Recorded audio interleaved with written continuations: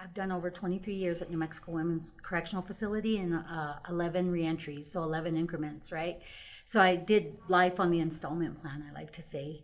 And it wasn't until my last incarceration in 2016, I was, well, it wasn't until about 2017 I went from Springer Correctional to Western Correctional in Grants, and I was a peer support worker inside, and I did faith-based sign and dance and things of that nature. And every afternoon at 4 o'clock, I used to go to my cell in Unit 7, and I would work out after they did count. So we usually had about an hour to work out for count. And so I did that, and I had music in my ears, and I was doing burpees for count. And I was listening to a song from Brian Trejo, Kingdom Music, called Frontline, Soldiers on the Front Line. And so while I was doing burpees, I wrote down Frontline, and then I was doing some more burpees, and I wrote down Resurrection, because it's like new life. And so Frontline Resurrection. I wrote a program that I thought was going to be a God's pod in the prison, a future-focused pod where God is honored. And it kept getting denied. Every time I sent it into administration to start a God's pod, it would get denied. So I just tucked it away. And then 1 year after my reentry, I got out in 2019, February 2019, April of 2020, mid-COVID, I opened the doors to my first transitional living home, a future-focused pod where God is honored, Frontline Resurrection. I met Renee inside, and we spent a lot of time doing Bible studies together, having Bible studies. She told me this idea that she had to do this when I would say about 6 years before I got out. She was about to get out, and she said that she was going to open some homes for women to parole to and get their lives together, you know. And so I said, if you do, I'll parole there. And so that's how I ended up coming here, because of course she did, and here I am. I paroled here. I'm one of the internal CSWs, so I help the women that live at Frontline Resurrection on a day-to-day basis, you know, help navigate like reintegrating into society, you know, and sober, of course, with their walk with God. We help them get certified and trained up, you know, in things so they can go out into the community and become leaders in the community.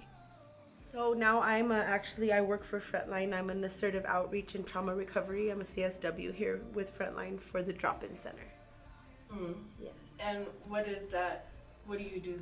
So we go into the highways and the byways of Albuquerque. You know, we go try to reach people that were in our same predicament and pull them out of addiction. You know, just meet them where they're at, whatever they need. You know, whether it be rehab, housing, clothes, or just prayer.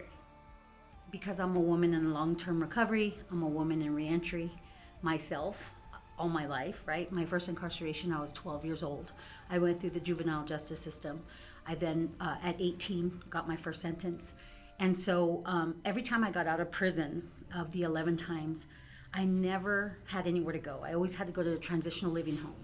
And so the 11th time I finally got out to my cousin, first time ever. And so every time I get to house a woman who's either coming out of prison or off the streets or out of a bad relationship, it's almost like I'm giving back to all the many years that I took. And so with every year we've grown, we've multiplied, and now have 7 homes. And I think we now house not only women, but women and their children. And so it's evolved into more than just transitional living, right? We're doing life recovery, and I think we're doing it pretty well.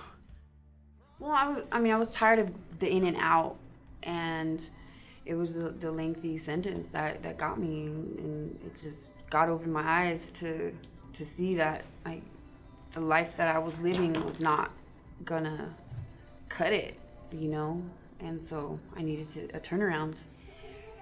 It's given me an opportunity to not have to hurry and hustle and make things happen. It's giving me a time to breathe, like to breathe and to figure out what I want to do, who I am in Christ for one, and what I want to do with my gifts and my talents that God has given me. It's given me a place to be, and not just a place, but places, you know, because I have, not only do I live in the graduate home right now, I had a place to parole to, I have a place to work, I have a place to do my creative ventures, my creative exploits that I do. It's giving me a place, a home, a community, you know, support, just wisdom, wisdom leaders, you know. It's helped me so much. Frontline has transformed my life. Not just because of, you know, giving me an opportunity with the job, but just, you know, the faith walk here and everything it stands for. It's helped me grow so much, and it's, you know, you see transformation on every day through these women's lives. What has Frontline done for me? Frontline has helped me find God, sobriety, change my heart, change my whole life. It's done everything for me. It's my saving grace. The sense of family, the sense of security that we have. You know, it's not just a rehab. It's really not. You know, we're a family. It's God driven, and we don't let each other fall. Or, you know, if we see one of our sisters falling, you know, we help them up. We don't just step over them and let it go, you know.